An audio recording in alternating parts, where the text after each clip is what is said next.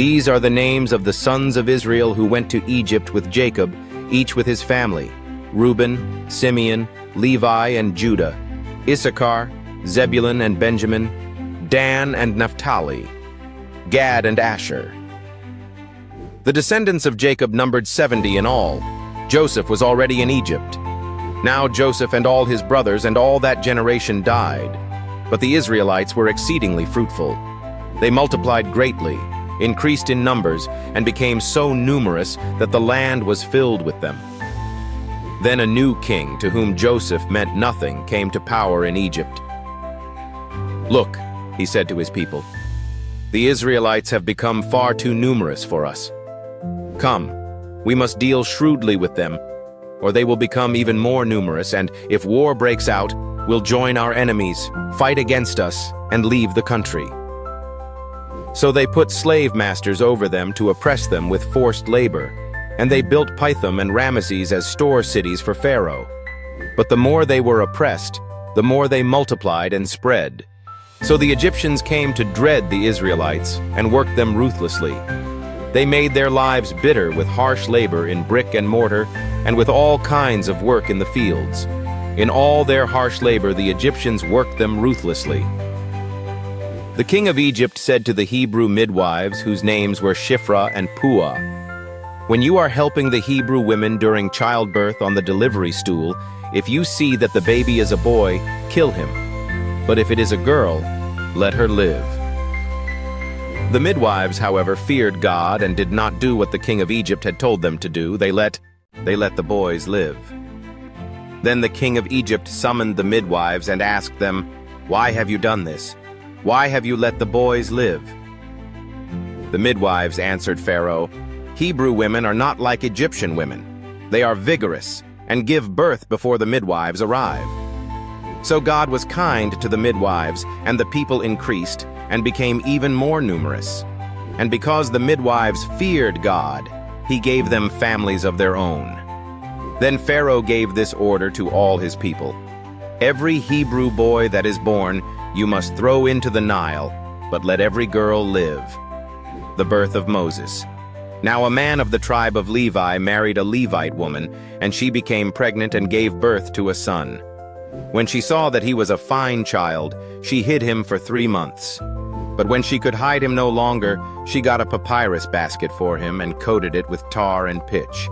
Then she placed the child in it and put it among the reeds along the bank of the Nile. His sister stood at a distance to see what would happen to him. Then Pharaoh's daughter went down to the Nile to bathe, and her attendants were walking along the riverbank. She saw the basket among the reeds and sent her female slave to get it. She opened it and saw the baby. He was crying, and she felt sorry for him. "This is one of the Hebrew babies," she said. Then his sister asked Pharaoh's daughter, "Shall I go and get one of the Hebrew women to nurse the baby for you?" "Yes, go," she answered.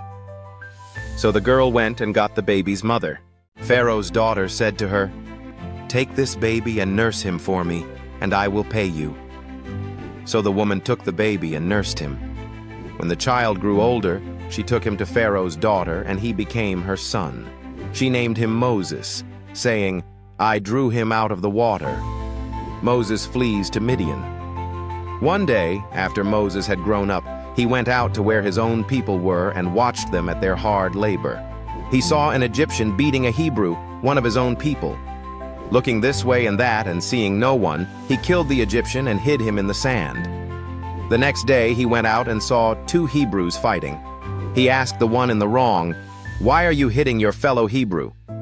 The man said, "Who made you ruler and judge over us? Are you thinking of killing me as you killed the Egyptian?" Then Moses was afraid and thought, "What I did must have become known." When Pharaoh heard of this, he tried to kill Moses, but Moses fled from Pharaoh and went to live in Midian, where he sat down by a well. Now a priest of Midian had 7 daughters, and they came to draw water and fill the troughs to water their father's flock. Some shepherds came along and drove them away, but Moses got up and came to their rescue and watered their flock. When the girls returned to Reuel, their father, he asked them, "Why have you returned so early today?" They answered, An Egyptian rescued us from the shepherds. He even drew water for us and watered the flock." "And where is he?" Reuel asked his daughters. "Why did you leave him? Invite him to have something to eat." Moses agreed to stay with the man who gave his daughter Zipporah to Moses in marriage. Zipporah gave birth to a son, and Moses named him Gershom, saying, "I have become a foreigner in a foreign land." During that long period, the king of Egypt died. The Israelites groaned in their slavery and cried out, and their cry for help because of their slavery went up to God. God heard their groaning, and he remembered his covenant with Abraham, with Isaac, and with Jacob. So God looked on the Israelites and was concerned about them. Moses and the burning bush.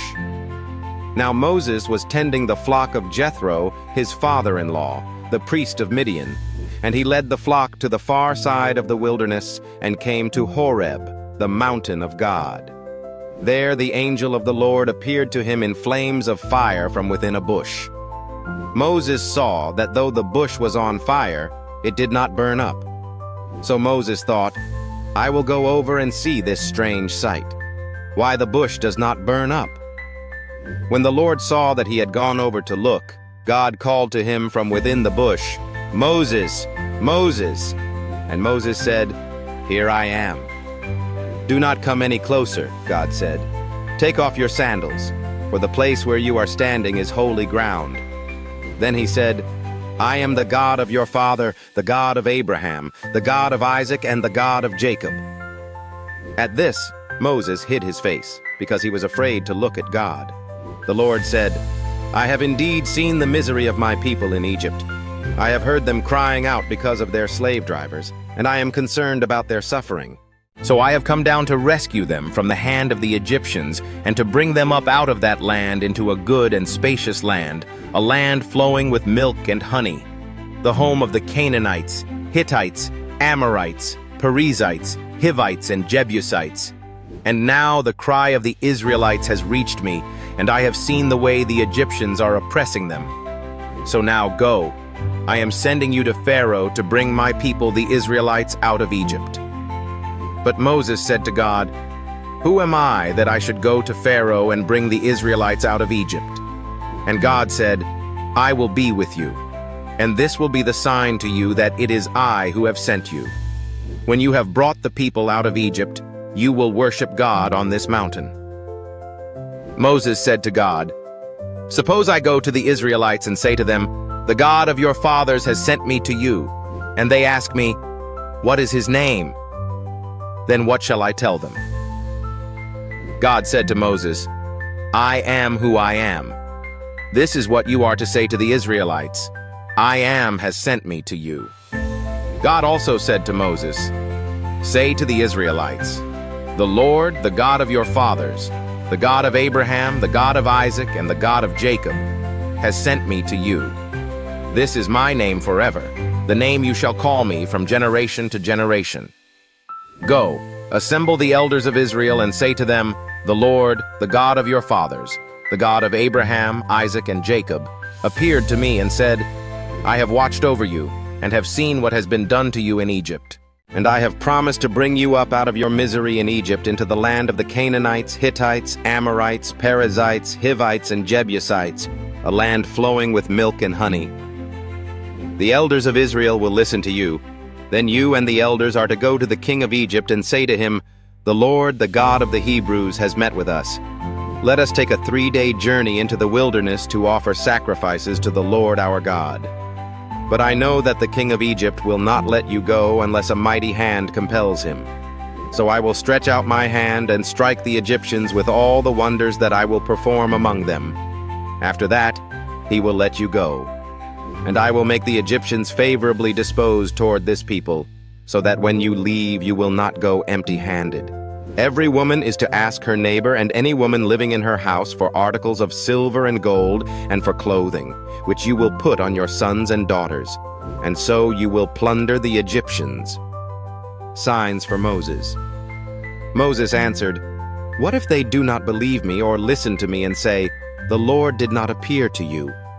Then the Lord said to him, "What is that in your hand?" "A staff," he replied. The Lord said, "Throw it on the ground." Moses threw it on the ground, and it became a snake, and he ran from it. Then the Lord said to him, "Reach out your hand and take it by the tail." So Moses reached out and took hold of the snake, and it turned back into a staff in his hand. "This," said the Lord, "is so that they may believe that the Lord, the God of their fathers, the God of Abraham, the God of Isaac, and the God of Jacob, has appeared to you." Then the Lord said, "Put your hand inside your cloak." So Moses put his hand into his cloak, and when he took it out, the skin was leprous. It had become as white as snow. "Now put it back into your cloak," he said. So Moses put his hand back into his cloak, and when he took it out, it was restored, like the rest of his flesh. Then the Lord said, "If they do not believe you or pay attention to the first sign, they may believe the second. But if they do not believe these two signs or listen to you, take some water from the Nile and pour it on the dry ground. The water you take from the river will become blood on the ground." Moses said to the Lord, "Pardon your servant, Lord. I have never been eloquent, neither in the past nor since you have spoken to your servant. I am slow of speech and tongue." The Lord said to him, "Who gave human beings their mouths? Who makes them deaf or mute? Who gives them sight or makes them blind? Is it not I, the Lord? Now go. I will help you speak and will teach you what to say." But Moses said, "Pardon your servant, Lord. Please send someone else." Then the Lord's anger burned against Moses, and he said, "What about your brother, Aaron the Levite? I know he can speak well. He is already on his way to meet you, and he will be glad to see you. You shall speak to him and put words in his mouth. I will help both of you speak and will teach you what to do." Moses and Aaron brought together all the elders of the Israelites, and Aaron told them everything the Lord had said to Moses. He also performed the signs before the people, and they believed. And when they heard that the Lord was concerned about them and had seen their misery, they bowed down and worshipped. Bricks without straw. Afterward, Moses and Aaron went to Pharaoh and said, "This is what the Lord, the God of Israel, says, 'Let my people go, so that they may hold a festival to me in the wilderness.'" Pharaoh said, "Who is the Lord, that I should obey him and let Israel go? I do not know the Lord, and I will not let Israel go." Then they said, "The God of the Hebrews has met with us. Now let us take a 3-day journey into the wilderness to offer sacrifices to the Lord our God, or he may strike us with plagues or with the sword." But the king of Egypt said, "Moses and Aaron, why are you taking the people away from their labor? Get back to your work." Then Pharaoh said, "Look, the people of the land are now numerous, and you are stopping them from working." That same day, Pharaoh gave this order to the slave drivers and overseers in charge of the people. "You are no longer to supply the people with straw for making bricks. Let them go and gather their own straw, but require them to make the same number of bricks as before. Don't reduce the quota. They are lazy. That is why they are crying out, 'Let us go and sacrifice to our God.' Make the work harder for the people so that they keep working and pay no attention to lies." Then the slave drivers and the overseers went out and said to the people, "This is what Pharaoh says, 'I will not give you any more straw. Go and get your own straw wherever you can find it, but your work will not be reduced at all.'" So the people scattered all over Egypt to gather stubble to use for straw. The slave drivers kept pressing them, saying, "Complete the work required of you for each day, just as when you had straw." And Pharaoh's slave drivers beat the Israelite overseers they had appointed, demanding, "Why haven't you met your quota of bricks yesterday or today as before?" Then the Israelite overseers went and appealed to Pharaoh. "Why have you treated your servants this way? Your servants are given no straw, yet we are told, 'Make bricks.' Your servants are being beaten, but the fault is with your own people." Pharaoh said, "Lazy, that's what you are, lazy. That is why you keep saying, 'Let us go and sacrifice to the Lord.' Now get to work. You will not be given any straw, yet you must produce your full quota of bricks." The Israelite overseers realized they were in trouble when they were told, You are not to reduce the number of bricks required of you for each day." When they left Pharaoh, they found Moses and Aaron waiting to meet them, and they said, "May the Lord look on you and judge you. You have made us obnoxious to Pharaoh and his officials, and have put a sword in their hand to kill us." God promises deliverance. Moses returned to the Lord and said, "Why, Lord, why have you brought trouble on this people? Is this why you sent me? Ever since I went to Pharaoh to speak in your name, he has brought trouble on this people, and you have not rescued your people at all." Then the Lord said to Moses, "Now you will see what I will do to Pharaoh. Because of my mighty hand he will let them go. Because of my mighty hand he will drive them out of his country." God also said to Moses, "I am the Lord. I appeared to Abraham, to Isaac, and to Jacob as God Almighty. But by my name, the Lord, I did not make myself fully known to them. I also established my covenant with them to give them the land of Canaan, where they resided as foreigners. Moreover, I have heard the groaning of the Israelites, whom the Egyptians are enslaving, and I have remembered my covenant. Therefore say to the Israelites, I am the Lord, and I will bring you out from under the yoke of the Egyptians. I will free you from being slaves to them, and I will redeem you with an outstretched arm and with mighty acts of judgment. I will take you as my own people, and I will be your God. Then you will know that I am the Lord your God, who brought you out from under the yoke of the Egyptians. And I will bring you to the land I swore with uplifted hand to give to Abraham, to Isaac, and to Jacob. I will give it to you as a possession. I am the Lord." Moses reported this to the Israelites, but they did not listen to him because of their discouragement and harsh labor. Then the Lord said to Moses, "Go, tell Pharaoh king of Egypt to let the Israelites go out of his country." But Moses said to the Lord, "If the Israelites will not listen to me, why would Pharaoh listen to me, since I speak with faltering lips?" Family record of Moses and Aaron. Now the Lord spoke to Moses and Aaron about the Israelites and Pharaoh king of Egypt, and he commanded them to bring the Israelites out of Egypt. These were the heads of their families. The sons of Reuben, the firstborn son of Israel, were Hanok and Palu, Hezron and Carmi.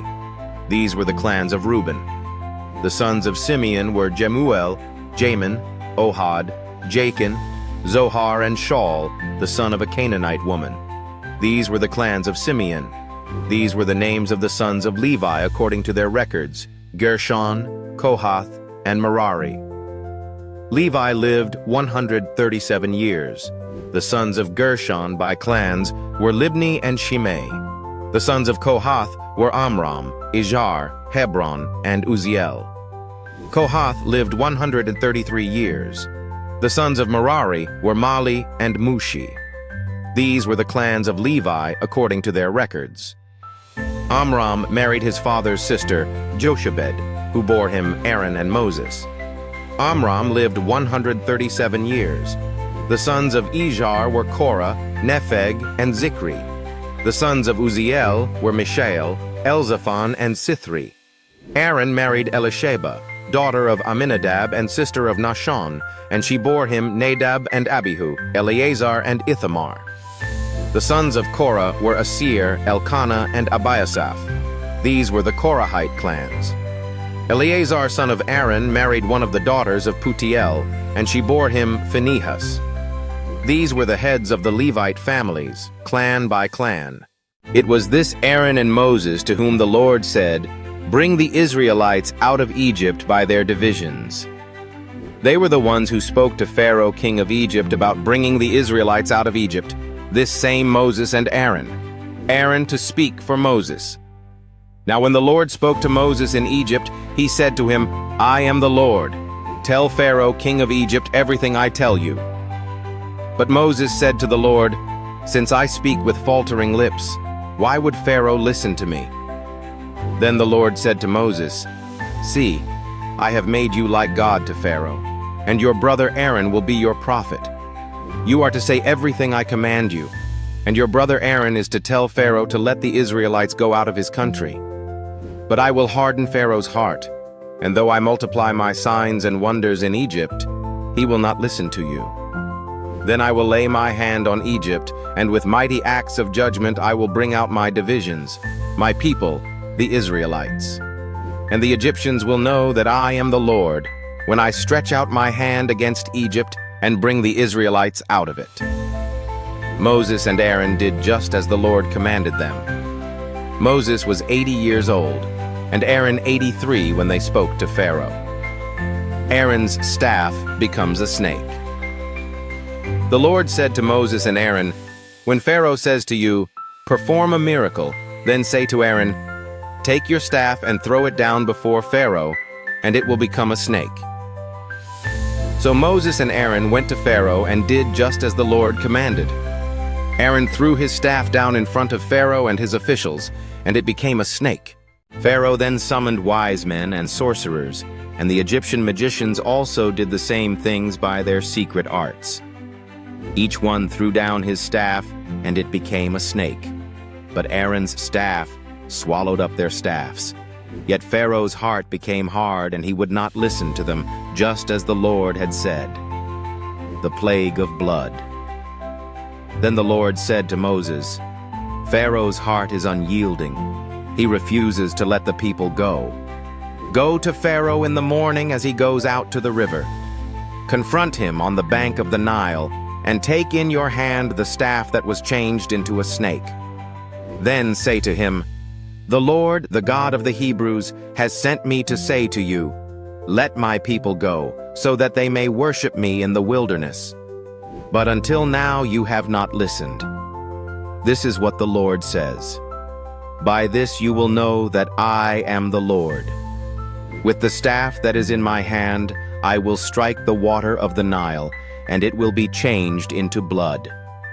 The fish in the Nile will die, and the river will stink. The Egyptians will not be able to drink its water."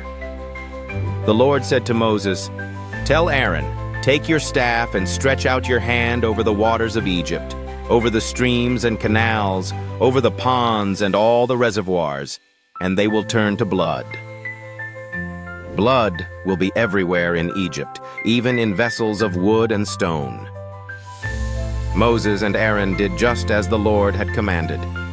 He raised his staff in the presence of Pharaoh and his officials and struck the water of the Nile, and all the water was changed into blood. The fish in the Nile died, and the river smelled so bad that the Egyptians could not drink its water. Blood was everywhere in Egypt. But the Egyptian magicians did the same things by their secret arts, and Pharaoh's heart became hard. He would not listen to Moses and Aaron, just as the Lord had said. Instead, he turned and went into his palace and did not take even this to heart. And all the Egyptians dug along the Nile to get drinking water, because they could not drink the water of the river. The plague of frogs. 7 days passed after the Lord struck the Nile. Then the Lord said to Moses, "Go to Pharaoh and say to him, 'This is what the Lord says, let my people go so that they may worship me.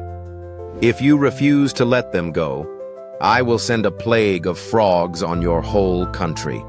The Nile will teem with frogs. They will come up into your palace and your bedroom and onto your bed, into the houses of your officials and on your people, and into your ovens and kneading troughs. The frogs will come up on you and your people and all your officials." Then the Lord said to Moses, "Tell Aaron, stretch out your hand with your staff over the streams and canals and ponds, and make frogs come up on the land of Egypt." So Aaron stretched out his hand over the waters of Egypt, and the frogs came up and covered the land. But the magicians did the same things by their secret arts. They also made frogs come up on the land of Egypt. Pharaoh summoned Moses and Aaron and said, "Pray to the Lord to take the frogs away from me and my people, and I will let your people go to offer sacrifices to the Lord." Moses said to Pharaoh, "I leave to you the honor of setting the time for me to pray for you and your officials and your people, that you and your houses may be rid of the frogs, except for those that remain in the Nile."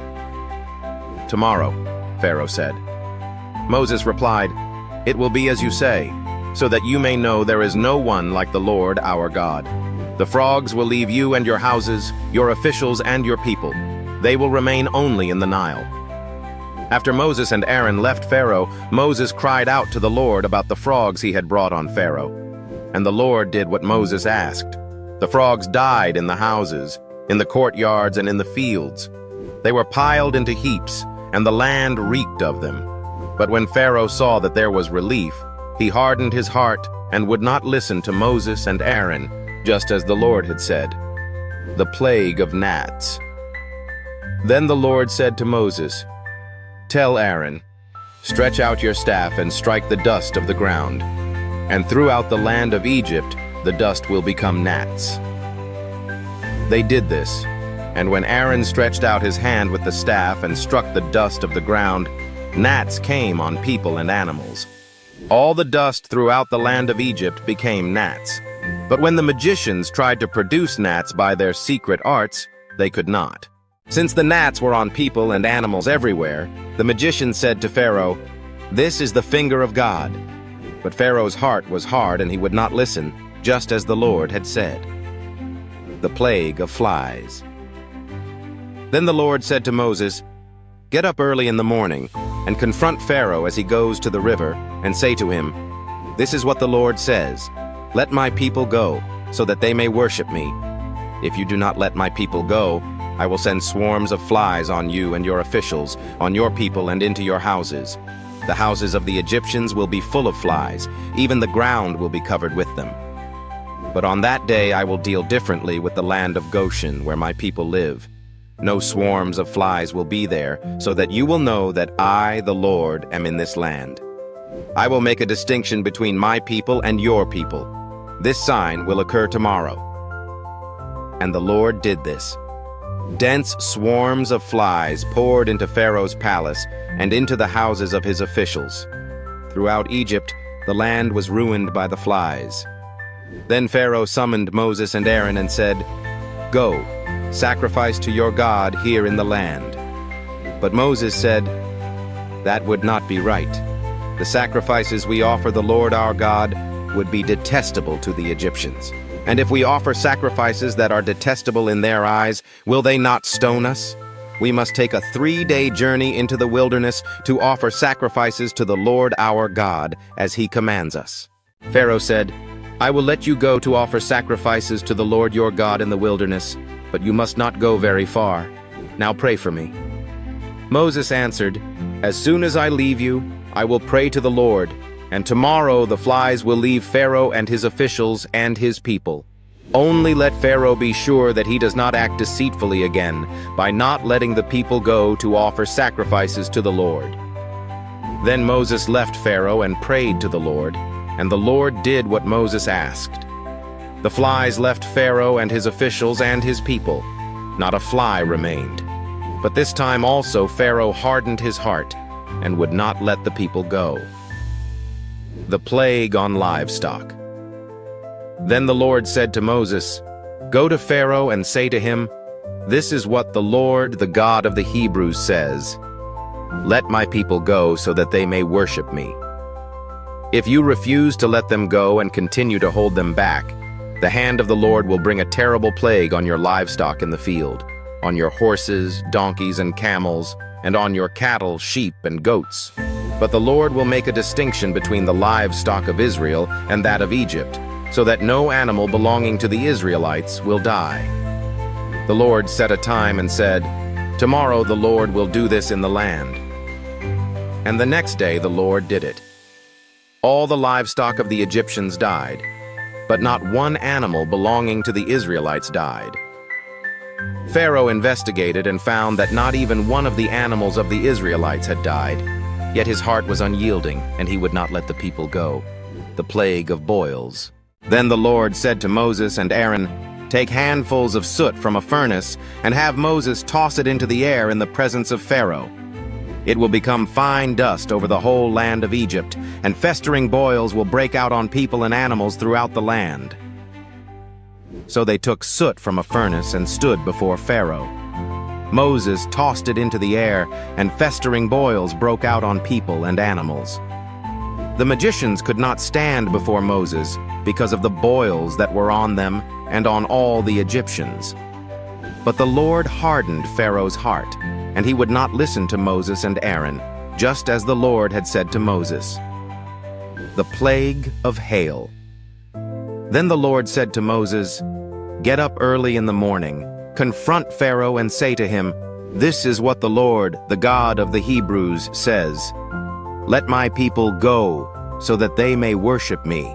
Or this time I will send the full force of my plagues against you, and against your officials and your people, so you may know that there is no one like me in all the earth.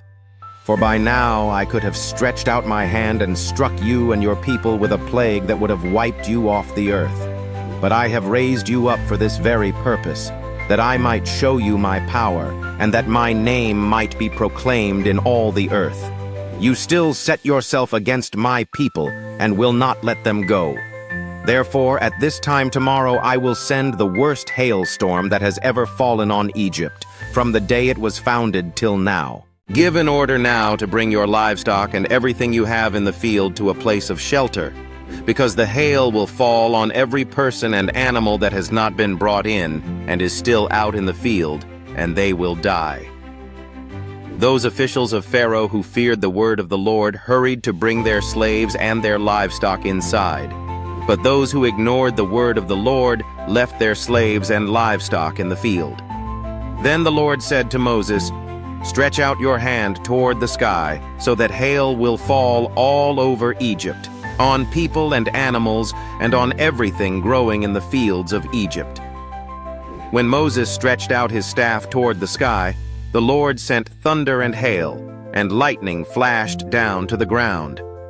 So the Lord rained hail on the land of Egypt. Hail fell, and lightning flashed back and forth. It was the worst storm in all the land of Egypt since it had become a nation. Throughout Egypt, hail struck everything in the fields, both people and animals. It beat down everything growing in the fields and stripped every tree. The only place it did not hail was the land of Goshen, where the Israelites were. Then Pharaoh summoned Moses and Aaron. "This time I have sinned," he said to them. "The Lord is in the right, and I and my people are in the wrong. Pray to the Lord, for we have had enough thunder and hail. I will let you go. You don't have to stay any longer." Moses replied, "When I have gone out of the city, I will spread out my hands in prayer to the Lord. The thunder will stop, and there will be no more hail. So you may know that the earth is the Lord's. But I know that you and your officials still do not fear the Lord God." The flax and barley were destroyed, since the barley had headed and the flax was in bloom. The wheat and spelt, however, were not destroyed, because they ripen later. Then Moses left Pharaoh and went out of the city. He spread out his hands toward the Lord. The thunder and hail stopped, and the rain no longer poured down on the land. When Pharaoh saw that the rain and hail and thunder had stopped, he sinned again. He and his officials hardened their hearts. So Pharaoh's heart was hard, and he would not let the Israelites go, just as the Lord had said through Moses. The plague of locusts. Then the Lord said to Moses, "Go to Pharaoh, for I have hardened his heart and the hearts of his officials, so that I may perform these signs of mine among them, that you may tell your children and grandchildren how I dealt harshly with the Egyptians, and how I performed my signs among them, and that you may know that I am the Lord." So Moses and Aaron went to Pharaoh and said to him, "This is what the Lord, the God of the Hebrews, says. How long will you refuse to humble yourself before me? Let my people go, so that they may worship me. If you refuse to let them go, I will bring locusts into your country tomorrow. They will cover the face of the ground so that it cannot be seen. They will devour what little you have left after the hail, including every tree that is growing in your fields. They will fill your houses and those of all your officials and all the Egyptians, something neither your parents nor your ancestors have ever seen from the day they settled in this land till now." Then Moses turned and left Pharaoh. Pharaoh's officials said to him, "How long will this man be a snare to us? Let the people go, so that they may worship the Lord their God. Do you not yet realize that Egypt is ruined?" Then Moses and Aaron were brought back to Pharaoh. "Go, worship the Lord your God," he said.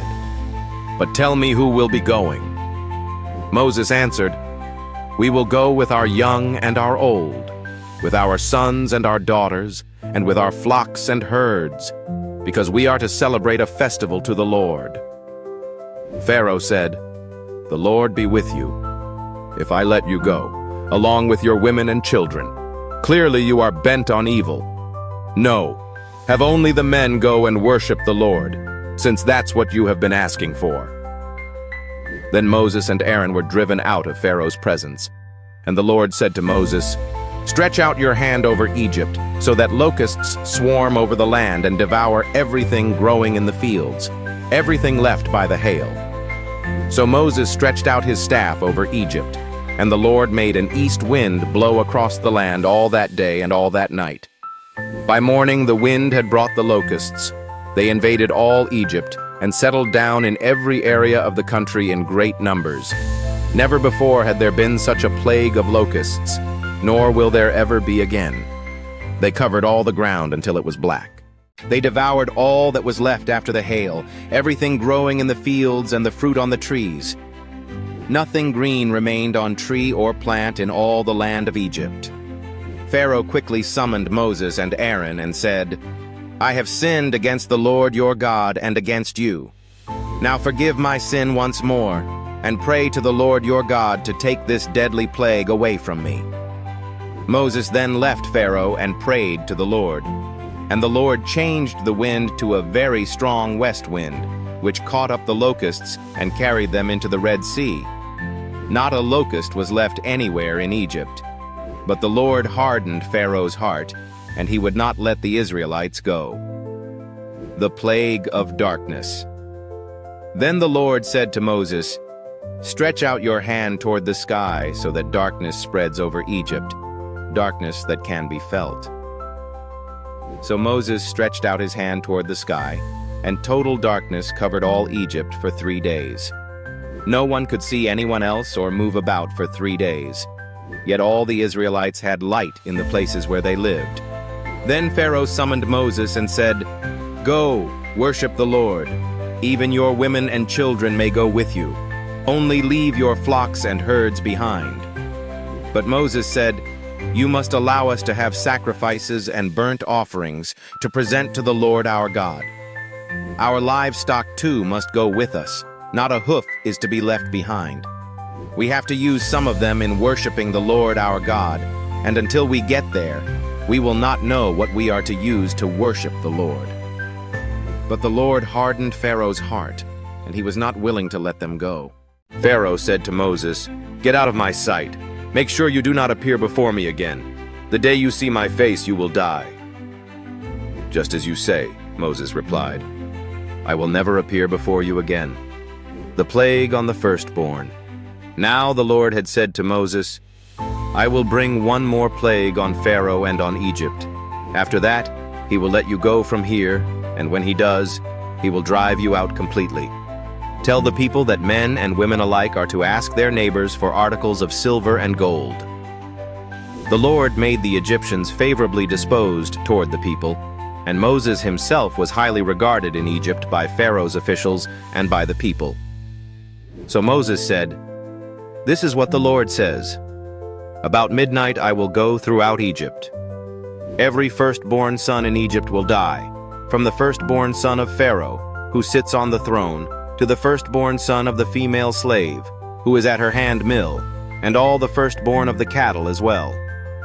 There will be loud wailing throughout Egypt, worse than there has ever been or ever will be again. But among the Israelites not a dog will bark at any person or animal.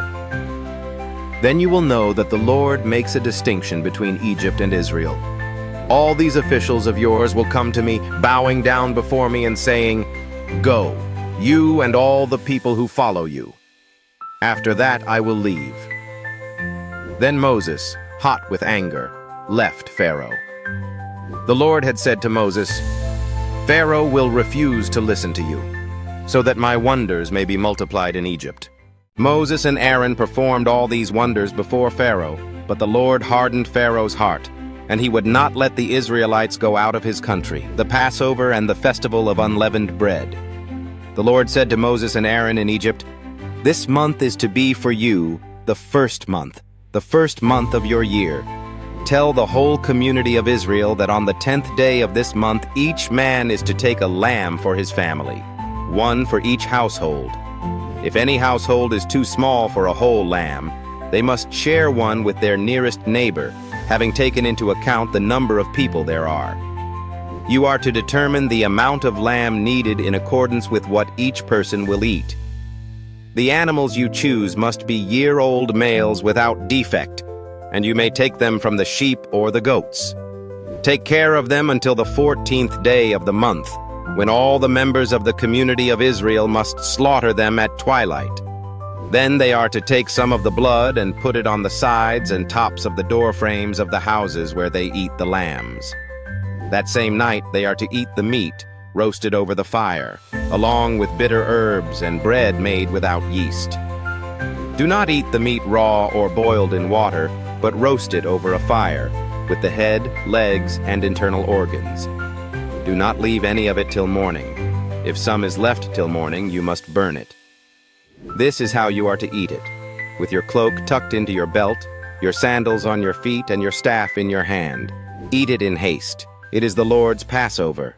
On that same night I will pass through Egypt and strike down every firstborn of both people and animals, and I will bring judgment on all the gods of Egypt. I am the Lord.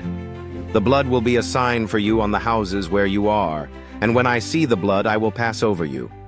No destructive plague will touch you when I strike Egypt. This is a day you are to commemorate. For the generations to come you shall celebrate it as a festival to the Lord, a lasting ordinance. For 7 days you are to eat bread made without yeast.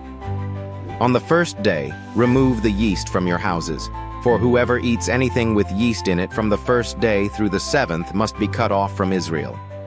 On the first day hold a sacred assembly, and another one on the 7th day. Do no work at all on these days, except to prepare food for everyone to eat. That is all you may do. Celebrate the festival of unleavened bread, because it was on this very day that I brought your divisions out of Egypt. Celebrate this day as a lasting ordinance for the generations to come. In the first month, you are to eat bread made without yeast, from the evening of the 14th day until the evening of the 21st day. For 7 days, no yeast is to be found in your houses, and anyone, whether foreigner or native-born, who eats anything with yeast in it must be cut off from the community of Israel. Eat nothing made with yeast. Wherever you live, you must eat unleavened bread. Then Moses summoned all the elders of Israel and said to them, Go at once and select the animals for your families and slaughter the Passover lamb.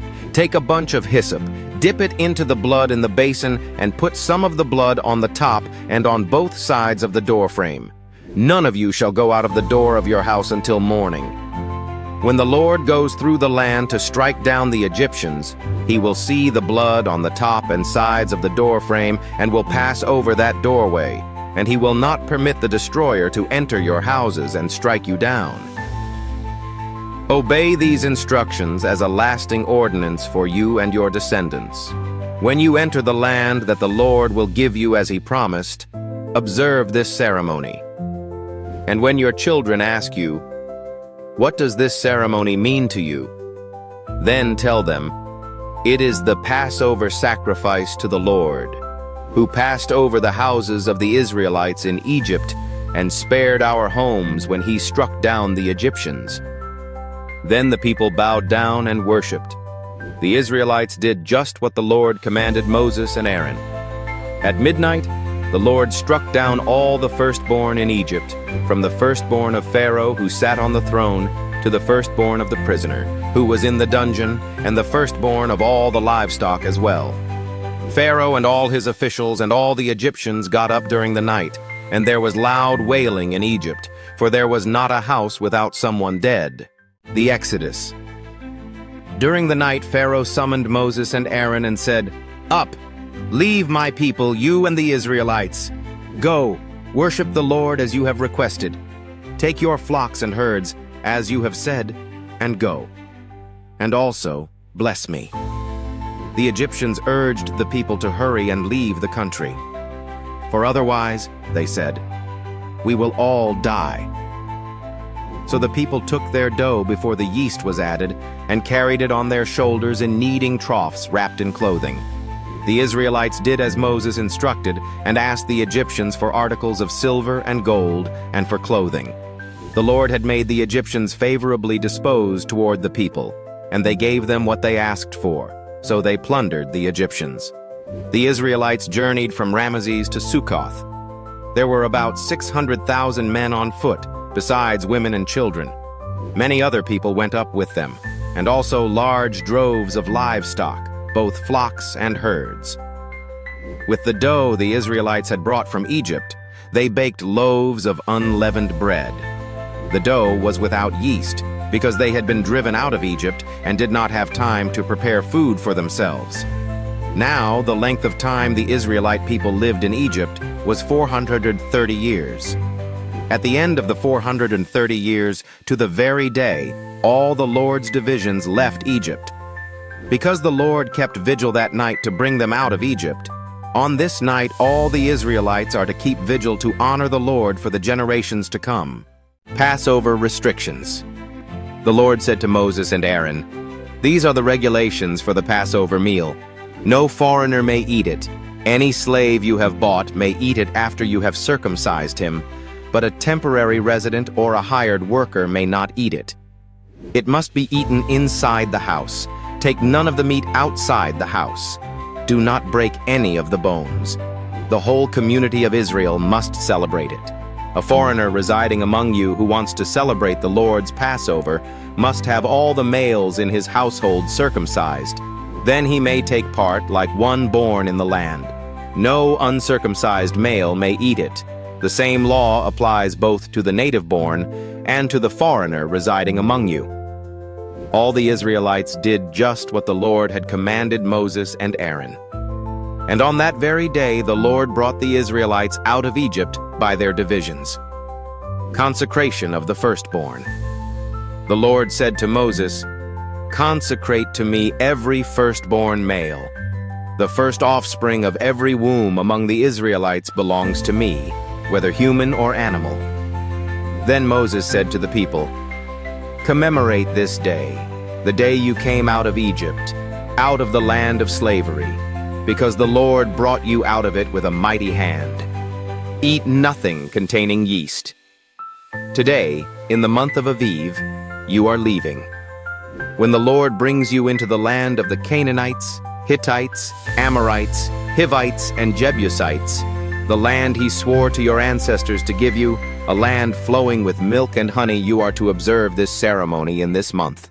For 7 days eat bread made without yeast, and on the 7th day hold a festival to the Lord. Eat unleavened bread during those 7 days. Nothing with yeast in it is to be seen among you, nor shall any yeast be seen anywhere within your borders. On that day tell your son, 'I do this because of what the Lord did for me when I came out of Egypt.' This observance will be for you like a sign on your hand and a reminder on your forehead that this law of the Lord is to be on your lips. For the Lord brought you out of Egypt with his mighty hand. You must keep this ordinance at the appointed time year after year. After the Lord brings you into the land of the Canaanites and gives it to you, as he promised on oath to you and your ancestors, you are to give over to the Lord the first offspring of every womb. All the firstborn males of your livestock belong to the Lord. Redeem with a lamb every firstborn donkey, but if you do not redeem it, break its neck. Redeem every firstborn among your sons. In days to come, when your son asks you, 'What does this mean?' say to him, 'With a mighty hand the Lord brought us out of Egypt, out of the land of slavery. When Pharaoh stubbornly refused to let us go, the Lord killed the firstborn of both people and animals in Egypt. This is why I sacrifice to the Lord the first male offspring of every womb and redeem each of my firstborn sons. And it will be like a sign on your hand and a symbol on your forehead that the Lord brought us out of Egypt with his mighty hand." Crossing the sea. When Pharaoh let the people go, God did not lead them on the road through the Philistine country, though that was shorter. For God said, if they face war, they might change their minds and return to Egypt. So God led the people around by the desert road toward the Red Sea. The Israelites went up out of Egypt ready for battle. Moses took the bones of Joseph with him because Joseph had made the Israelites swear an oath. He had said, "God will surely come to your aid, and then you must carry my bones up with you from this place." After leaving Succoth, they camped at Etham on the edge of the desert. By day, the Lord went ahead of them in a pillar of cloud to guide them on their way, and by night in a pillar of fire to give them light, so that they could travel by day or night. Neither the pillar of cloud by day nor the pillar of fire by night left its place in front of the people. Then the Lord said to Moses, "Tell the Israelites to turn back and encamp near Pi-hahiroth, between Migdol and the sea. They are to encamp by the sea directly opposite Baal-zephon. Pharaoh will think, 'The Israelites are wandering around the land in confusion, hemmed in by the desert.' And I will harden Pharaoh's heart, and he will pursue them. But I will gain glory for myself through Pharaoh and all his army, and the Egyptians will know that I am the Lord." So the Israelites did this. When the king of Egypt was told that the people had fled, Pharaoh and his officials changed their minds about them and said, "What have we done? We have let the Israelites go and have lost their services." So he had his chariot made ready and took his army with him. He took 600 of the best chariots, along with all the other chariots of Egypt, with officers over all of them. The Lord hardened the heart of Pharaoh, king of Egypt, so that he pursued the Israelites, who were marching out boldly. The Egyptians, all Pharaoh's horses and chariots, horsemen and troops, pursued the Israelites and overtook them as they camped by the sea near Pi-hahiroth, opposite Baal-zephon. As Pharaoh approached, the Israelites looked up, and there were the Egyptians marching after them. They were terrified and cried out to the Lord. They said to Moses, "Was it because there were no graves in Egypt that you brought us to the desert to die? What have you done to us by bringing us out of Egypt? Didn't we say to you in Egypt, 'Leave us alone, let us serve the Egyptians'? It would have been better for us to serve the Egyptians than to die in the desert." Moses answered the people, "Do not be afraid. Stand firm, and you will see the deliverance the Lord will bring you today. The Egyptians you see today you will never see again. The Lord will fight for you. You need only to be still." Then the Lord said to Moses, "Why are you crying out to me? Tell the Israelites to move on. Raise your staff and stretch out your hand over the sea to divide the water so that the Israelites can go through the sea on dry ground. I will harden the hearts of the Egyptians so that they will go in after them. And I will gain glory through Pharaoh and all his army, through his chariots and his horsemen. The Egyptians will know that I am the Lord when I gain glory through Pharaoh, his chariots, and his horsemen."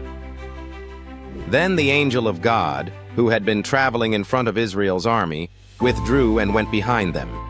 The pillar of cloud also moved from in front and stood behind them, coming between the armies of Egypt and Israel. Throughout the night the cloud brought darkness to the one side and light to the other side, so neither went near the other all night long. Then Moses stretched out his hand over the sea, and all that night the Lord drove the sea back with a strong east wind and turned it into dry land. The waters were divided, and the Israelites went through the sea on dry ground, with a wall of water on their right and on their left. The Egyptians pursued them, and all Pharaoh's horses and chariots and horsemen followed them into the sea. During the last watch of the night, the Lord looked down from the pillar of fire and cloud at the Egyptian army and threw it into confusion. He jammed the wheels of their chariots so that they had difficulty driving. And the Egyptians said, "Let's get away from the Israelites. The Lord is fighting for them against Egypt." Then the Lord said to Moses, "Stretch out your hand over the sea so that the waters may flow back over the Egyptians and their chariots and horsemen." Moses stretched out his hand over the sea, and at daybreak the sea went back to its place. The Egyptians were fleeing toward it, and the Lord swept them into the sea. The water flowed back and covered the chariots and horsemen, the entire army of Pharaoh that had followed the Israelites into the sea. Not one of them survived. But the Israelites went through the sea on dry ground, with a wall of water on their right and on their left. That day the Lord saved Israel from the hands of the Egyptians, and Israel saw the Egyptians lying dead on the shore. And when the Israelites saw the mighty hand of the Lord displayed against the Egyptians, the people feared the Lord and put their trust in him and in Moses his servant. If you love Jesus, type Amen, like, and subscribe for more Bible verses. Engaging with our videos helps share God's message with others. Be sure to check out the second version of Exodus. Moses leading the Israelites to the Promised Land. See you next time.